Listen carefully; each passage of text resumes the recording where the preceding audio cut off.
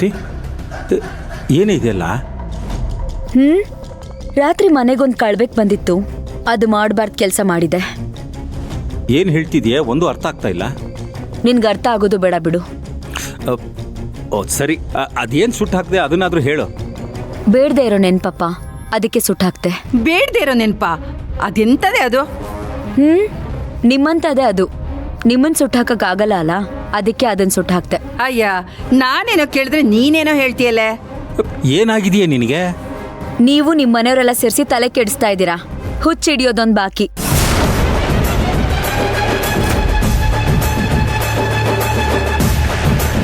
Clean ಮಾಡಿ. ಅರೆ ಹಾಂ ಹಾಂ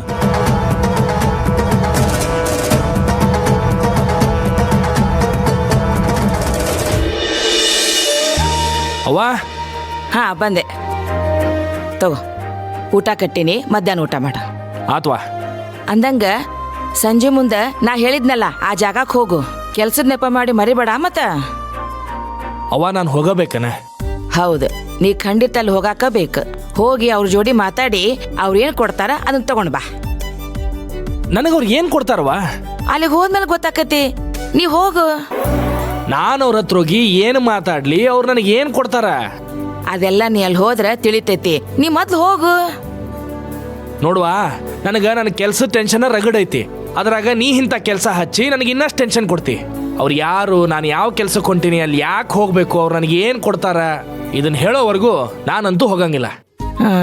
ನೋಡು, ನೀ ಅಲ್ಲಿ ಹೋಗು. ಅಲ್ಲಿ ಮುಖ್ಯವಾದ ಪೇಪರ್ ಅದಾವು, ಅವ್ರು ನಿನ್ನ ಆಫೀಸಿಗೆ ಕರ್ಕೊಂಡೋಗಿ ಆ ಪೇಪರಿಗೆ ಸೈನ್ ಮಾಡಿಸಿ ನಿನ್ನ ಕೈಯಾಗ ಕೊಡ್ತಾರ. ತಗೊಂಡು ಮನೆಗೆ ಬಾ. ಮತ್ತೆ ಯಾವ ಪೇಪರು, ಅಲ್ಲಿಗೆ ಯಾಕೆ ಹೋಗ್ಬೇಕು, ಯಾಕೆ ಸೈನ್ ಮಾಡ್ಬೇಕಂತ ಪ್ರಶ್ನೆ ಮಾಡ್ಕೊತ ಕುತ್ಕೋಬೇಡ. ಹಾ, ಆಮೇಲೆ ಇನ್ನೊಂದು, ಅಲ್ಲಿ ಹೋಗೋ ಮುಂದೆ ಈ ಡ್ರೆಸ್ ತೆಗೆದು ಬೇರೆ ಬಟ್ಟೆ ಹಾಕೊಂಡಾಗ. ಅವ್ವ, ಅವನ್ ಮಾತು ಕೇಳ್ತಿಲ್ಲ ನೀನು. ಅಲ್ಲ, ನಾ ಹೇಳಿದ ಕೆಲಸ ಮಾಡ್ಲಾರ್ದಷ್ಟು ದೊಡ್ಡ ಅಧಿಕಾರಿ ಆಗ್ಬಿಟ್ಟೆ ನೀನು.